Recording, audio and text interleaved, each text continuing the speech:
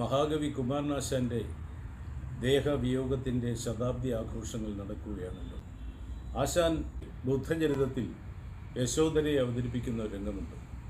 ചർവാങ്ങിതൻ നടപ്പിൻ പ്രൗഢിയാൽ സ്വയം പാർവതി താൻ അവളന്നു തോന്നിയിടുമേ, ക്രീഡയാൽ കാമിച്ചിണയ നോക്കുന്ന മാൻപേടയ്ക്കിവൾക്കും മിഴിയഴകൊന്നു താൻ.